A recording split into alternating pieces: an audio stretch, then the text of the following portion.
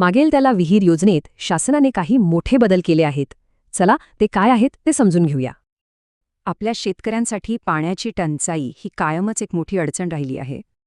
आणि याच समस्येवर उपाय म्हणून शासनाने या योजनेत काही महत्त्वाचे बदल आणलेत. तर यावर्षी कोणते 2 मोठे बदल झालेत ते पाहूया. सगळ्यात पहिला आणि महत्त्वाचा बदल म्हणजे विहिरीसाठीच्या अनुदानात मोठी वाढ झाली आहे. हो, आता हे अनुदान थेट 4 लाख रुपये इतकं करण्यात आलं आहे. याचा थेट फायदा आपल्या लहान आणि अल्पभूधारक शेतकऱ्यांना होईल.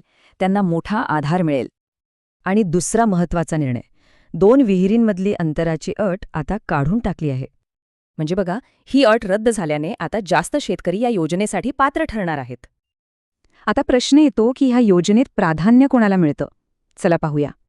प्राधान्यक्रमानुसार यात अनुसूचित जाती, जमाती, महिला कुटुंबप्रमुख आणि दिव्यांग सदस्य असलेली कुटुंब येतात. पण अर्थातच यासाठी काही महत्त्वाच्या अटी आणि नियमसुद्धा आहेत. जसं की किमान 1 एकर जमीन हवी आणि मनरेगाचं जॉब कार्ड असणं बंधनकारक आहे. अर्ज करण्यासाठी कोणती कागदपत्रं लागतील ते आता आपण पाहूया. यासाठी 7/12/8 उतारा, जॉब कार्डची प्रत आणि ओळखपत्र आवश्यक आहे. चांगली गोष्ट म्हणजे अर्ज करण्याची प्रक्रिया अगदी सोपी ठेवली आहे.